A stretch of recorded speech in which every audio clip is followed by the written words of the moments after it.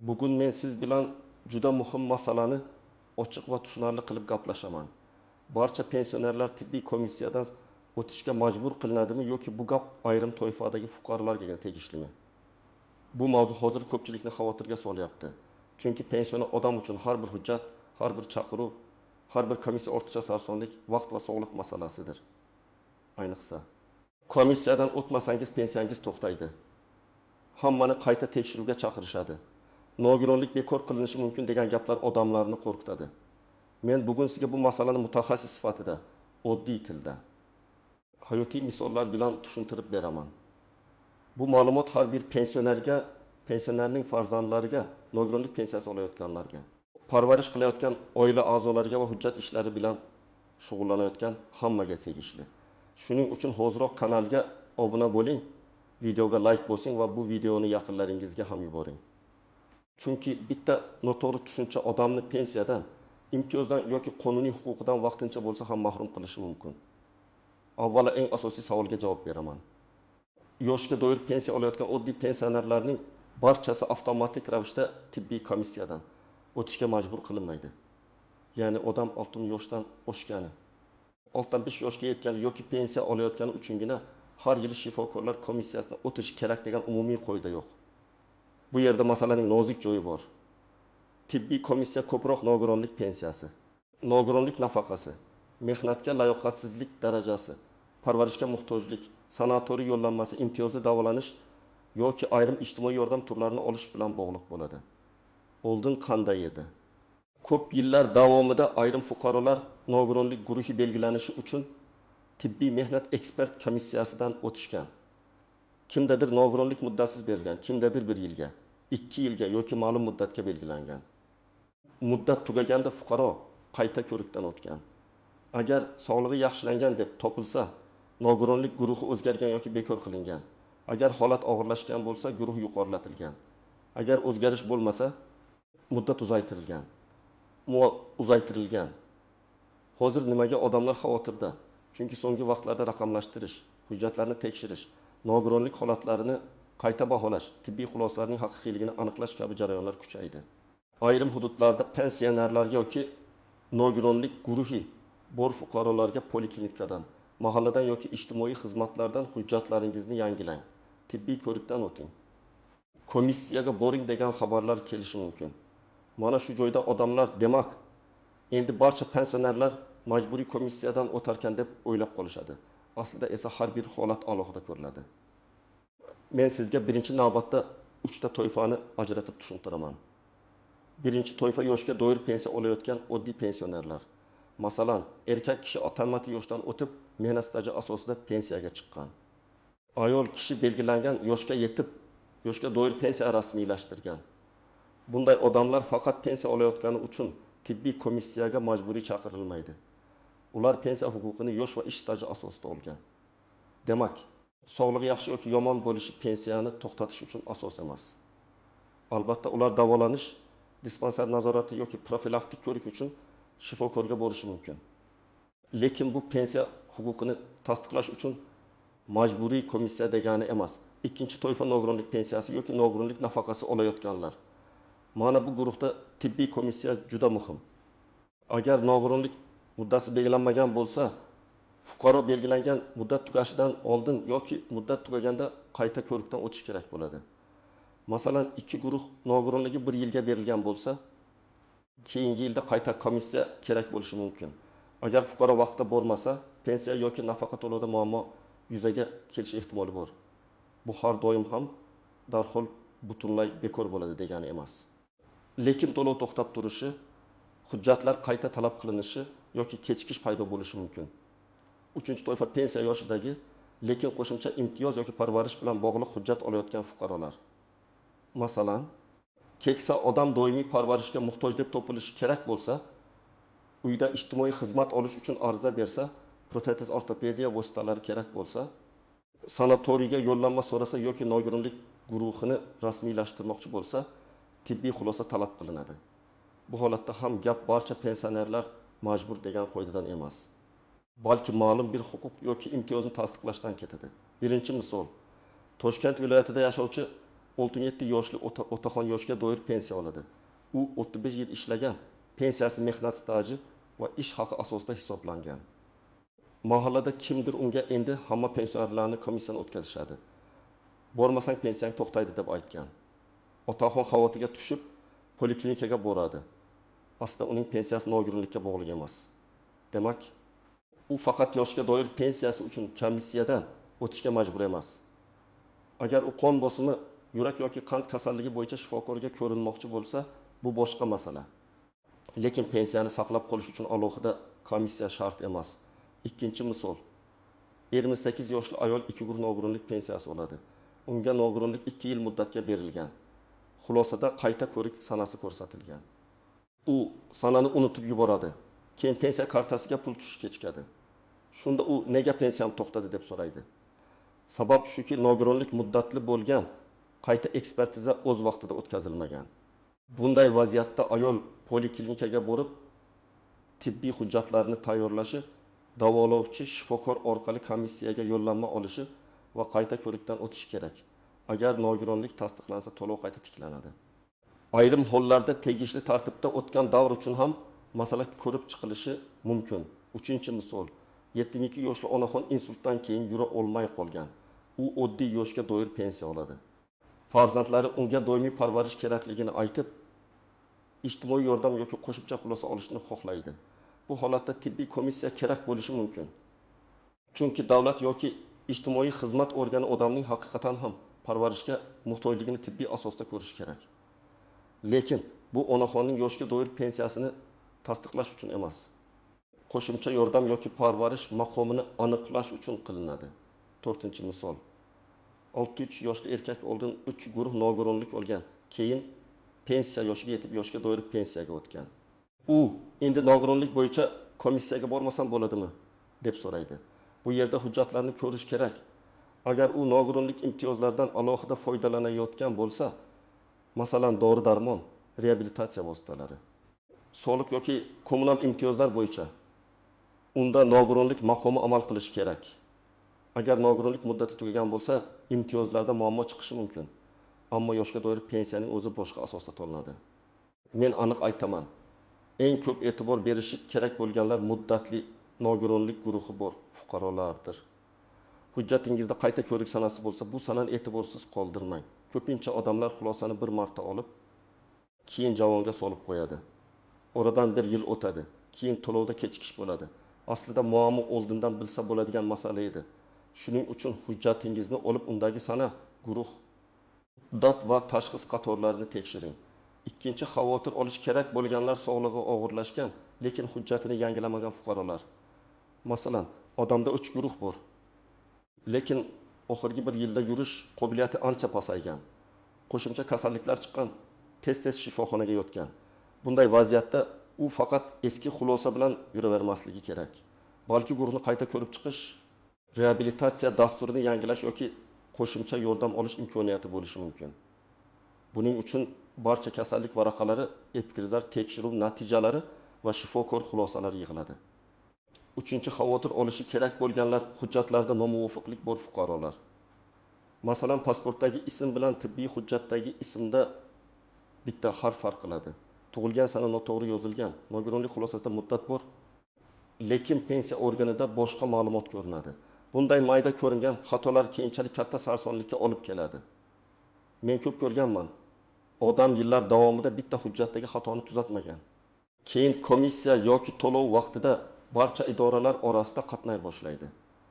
Agar siz yoshga doir pensiya olayotgan bo'lsangiz, nogironlik guruhi bo'lmasa, qo'shimcha tibbiy imtiyoz rasmiylashtirmayotgan bo'lsangiz, sizni faqat pensionersiz degan asos bilan majburiy komissiyaga chaqirishlari odatiy qoida emas. Siz sog'lig'ingizni tekshirtirishingiz mumkin, bu foydali. Lekin bormasam pensiyamni bekor qilishadi degan gapni eshitsangiz, darhol vahimaga tushmang. Avval rasmiy sababni so'rang. Kim chaqiryapti? Qaysi hujjat asosida? Qaysi komissiya? Qaysi sana? Sizdan nima talab qilinyapti? Agar sizda nogironlik muddatsiz belgilangan bo'lsa, odatda doimiy qayta ko'rik talab qilinmaydi. Lekin bu ham hamma holatda mutlaq degani emas. Ayrim hollarda hujjatni aniqlashtirish, ma'lumotni elektron bazaga kiritish imtiyoz turini yangilash yoki davolanish uchun qo'shimcha xulosa kerak bo'lishi mumkin. Shuning uchun muddatsiz degan yozuv borligini tekshiring. Og'zaki gapga emas, hujjatga qarang. Endi eng muhim nozik tomonlarni aytaman. Birinchidan, tibbiy komissiya bilan oddiy tibbiy ko'rikni aralashtirmang. Poliklinikada terapevt, kardiolog yoki endokrinolog ko'rigidan o'tish bu hali nogironlik komissiyasi degani emas. Komissiya odatda rasmiy yo'llanma, tibbiy hujjatlar, tekshiruvlar va belgilangan tartib asosida o'tkaziladi. Oddiy ko'rikda esa shifokor sizni davolaydi, dori yozadi, analiz yuboradi. Bu ikki jarayonning oqibati ham boshqacha. Ikkinchidan, komissiyaga borishdan oldin hujjatlarni to'liq yig'ish kerak. Ko'p odamlar faqat pasport va eski xulosa bilan boradi. Keyin ularga epikriz qani, analiz natijalari qani, shifoxonada davolanganingizni tasdiqlovchi hujjat qani deyishadi. Odam yana qaytadi, yana navbat kutadi. Shuning uchun men har doim aytaman. Komissiya oldidan davolovchi shifokor bilan gaplashib, qaysi hujjatlar kerakligini yozdirib oling. Uchinchidan, tashxisning o'zi yetarli bo'lmasligi mumkin. Komissiya faqat kasallik nomiga emas, kasallik odamning hayotiga qanday ta'sir qilayotganiga qaraydi. Masalan, ikki odamda ham qand kasalligi bo'lishi mumkin. Bir dori bilan nazorat qiladi, ishini qiladi, o'zi yuradi. Ikkinchisida asoratlar bor, ko'rish pasaygan. Oyoqda yara, buyrak muammosi tez-tez shifoxonaga tushadi. Tashxis bir xil ko'rgani bilan mehnatga layoqat, o'ziga xizmat qilish, harakatlanish darajasi boshqacha. Shuning uchun hujjatlarda faqat qandli diabet deb yozilishi emas, asoratlar, davolanish tarixi va funksional cheklovlar ham ko'rsatilishi muhim. To'rtinchidan, komissiyaga chaqirishdi degani albatta nogironlikni olib qo'yishadi degani emas. Ayrim odamlar qo'rqib bormaydi. Bu eng noto'g'ri yo'l. Bormasangiz, tizim sizning holatingizni tasdiqlay olmaydi. Vaqtida borsangiz, hujjatlaringiz tartibli bo'lsa, shifokor xulosalari asosli bo'lsa, huquqingizni himoya qilish osonroq bo'ladi. Qo'rqib yashirish, kechiktirish, telefonni ko'tarmaslik, chaqiruvni e'tiborsiz qoldirish keyin yanada katta muammo qiladi. Beshinchidan, agar komissiya qaroridan norozi bo'lsangiz, bu qaror oxirgi nuqta degani emas. Siz yuqori turuvchi komissiyaga, tegishli idoraga yoki qonuniy tartibda shikoyat qilish huquqiga egasiz. Lekin shikoyat ham hissiyot bilan emas, hujjat bilan qilinadi. Men rozi emasman deyishning o'zi kamlik qiladi. Sizda yangi tibbiy dalillar, shifoxona xulosalari, mutaxassis fikri, analizlar, tekshiruvlar bo'lishi kerak. Endi men sizga aniq qadamlarni aytaman. Birinchi qadam, qo'lingizdagi barcha pensiya va tibbiy hujjatlarni yig'ing. Pasport yoki ID karta, pensiya guvohnomasi yoki pensiya bilan bog'liq ma'lumot, nogironlik xulosasi, poliklinik kartasi, shifoxonadan bergan epikrizlar, analizlar, rentgen, MRT, UZI, kardiogramma, dorilar ro'yxati, shifokor tavsiyalari bo'lsa, barchasini bitta papkaga soling. Katta yoshdagi odam uchun hujjatlar bir joyda bo'lishi juda muhim. Chunki zarur paytda farzandlari yoki qarindoshlari ham topa oladi. Ikkinchi qadam, nogironlik xulosasidagi muddatni tekshiring. U yerda guruh, sabab, berilgan sana va qayta ko'rik sanasi bo'ladi. Agar muddasi deb yozilgan bo'lsa, bu alohida holat. Agar aniq sana ko'rsatilgan bo'lsa, shu sanadan kamida bir oy oldin harakatni boshlang. Chunki analiz topshirish, mutaxassisdan o'tish, yo'llanma olish va navbat kutish vaqt oladi. Oxirgi haftaga qoldirsangiz, bitta yetishmagan hujjat tufayli kechikishingiz mumkin. Uchinchi qadam. O'zingiz birinchi bo'lib oilaviy shifokor yoki davolovchi shifokorga boring. Meni komissiyaga chaqirishdi yoki qayta ko'rik muddatim yaqinlashdi deb ayting. Shifokordan kerakli tekshiruvlar ro'yxatini so'rang. Agar yurak kasalligi bo'lsa, kardiolog xulosasi, asab tizimi bo'lsa, nevropatolog xulosasi, ko'z muammosi bo'lsa, oftalmolog xulosasi, suyak bo'g'im muammosi bo'lsa, travmatolog yoki ortoped xulosasi kerak bo'lishi mumkin. Har bir kasallik bo'yicha isbotlovchi hujjat bo'lishi kerak. To'rtinchi qadam, so'nggi davolanishlaringizni tasdiqlang. Agar siz shifoxonada yotgan bo'lsangiz, epikrizni albatta oling. Agar tez yordam chaqirilgan bo'lsa, bu haqda ma'lumot bo'lishi mumkin. Agar doimiy dori ichsangiz, shifokor yozgan tavsiyalarni saqlang. Komissiya uchun men og'riman degan gapdan ko'ra, mana shu sanada shifoxonada yotganman, mana tashxis, mana davolash, mana asorat degan hujjat kuchliroq. Beshinchi qadam, komissiyaga borganda xotirjam va aniq gapiring. Shifokorlarga kasallik hayotingizga qanday ta'sir qilayotganini tushuntiring. Masalan, men 5 metr yura olmayman. Zinadan chiqolmayman, o'zim ovqat pishira olmayman, kiyinishda yordam kerak, ko'rishim pasaygani uchun hujjat o'qiy olmayman, oyoqdagi og'riq sabab tunda uxlay olmayman kabi aniq holatlarni ayting. Bu gaplar shikoyat emas. Sizning real funksional holatingizni ko'rsatadi. 6-qadam, agar sizni biror idora yoki shaxs og'zaki chaqirsa, rasmiy ma'lumot so'rang. Qaysi asos bilan, qaysi hujjatlar kerak, kimga murojaat qilaman deb so'rang. Iloji bo'lsa, yozib oling. Katta yoshdagi odamlar telefon orqali aytilgan gapni unutishi mumkin. Farzandlari ham jarayonga aralashib, sanalarni nazorat qilib tursa yaxshi bo'ladi. 7-qadam. Qaror chiqqandan keyin hujjatni qo'lga oling va o'qing. Faqat tasdiqlandi yoki rad etildi degan gap bilan cheklanib qolmang. Qaysi guruh, qaysi muddat, qanday tavsiyalar, qaysi reabilitatsiya chorasi ko'rsatilganini tekshiring. Agar xato bo'lsa, darhol tuzatish choralarini ko'ring. Ism, familiya, tug'ilgan sana, guruh, muddatdagi xatolarni keyinga qoldirmang. Yana bir muhim maslahat, qarindoshlar pensioner odamni yolg'iz yubormasligi kerak. Ayniqsa odam eshitishi past bo'lsa, ko'rishi sust bo'lsa, xotirasi zaiflashgan bo'lsa yoki harakatlanishi qiyin bo'lsa, farzandi, turmush o'rtog'i yoki ishonchli yaqin inson birga borsin. Chunki komissiyada aytilgan gaplarni to'g'ri tushunish, hujjatlarni topshirish, savol berish va javob olish muhim. Birinchi xavf, vositachilarga ishonish. Men komissiyani hal qilib beraman. Pul bersangiz guruh chiqaramiz. Bormasangiz ham bo'ladi degan gaplardan uzoq yuring. Bu nafaqat pulingizni yo'qotish, balki qonuniy muammoga ham olib kelishi mumkin. Nogironlik, pensiya va tibbiy xulosa faqat qonuniy tartibda. Tibbiy asos bilan rasmiylashtirilishi kerak. Ikkinchi xavf, soxta hujjat. Ayrim odamlar bitta qog'oz topib qo'ysak bo'ldi deb o'ylaydi. Hozir ko'p ma'lumotlar elektron tizimlarda tekshiriladi. Soxta yoki noto'g'ri hujjat nafaqat imtiyozni yo'qotishga, balki javobgarlikka ham sabab bo'lishi mumkin. Eng to'g'ri yo'l real davolanish, real tekshiruv, real xulosa. 3-xavf, kechikish. Qayta ko'rik asosini o'tkazib yuborish eng ko'p uchraydigan muammo. Men tavsiya qilaman, hujjatdagi sanani kalendarga yozing, telefonga eslatma qo'ying, farzandingizga ayting, 1 oy oldin tayyorgarlik boshlang. Agar odam yotib qolgan bo'lsa yoki harakatlana olmasa, buni ham shifokorga oldindan bildirish kerak. Ayrim holatlarda uyda ko'rik yoki boshqa tartib masalasi ko'rib chiqilishi mumkin, lekin buni vaqtida so'rash zarur. 4-xavf, kasallikni yashirish yoki bo'ttirish. Komissiyada hamma narsani aniq aytish kerak. Yaxshiman deb uyalgani uchun aytmay qo'yish ham zarar. Aksincha, bo'lmagan narsani qo'shib gapirish ham noto'g'ri. Tibbiy hujjatlar va real holat bir-biriga mos bo'lishi kerak. 5-xavf, qarorni tushunmasdan chiqib ketish. Agar sizga biror narsa noaniq bo'lsa, shu joyning o'zida so'rang. Men endi qachon kelaman? To'lovimga ta'sir qiladimi? Qanday hujjat yetishmayapti? Qayerga murojaat qilaman? Degan savollarni berishdan tortinmang. Bu sizning huquqingiz. Nega davlat yoki tibbiy tizim ayrim fuqarolarni qayta ko'rikdan o'tkazadi? Sabab shuki, nogironlik va ayrim ijtimoiy yordam turlari insonning hozirgi sog'liq holatiga bog'liq.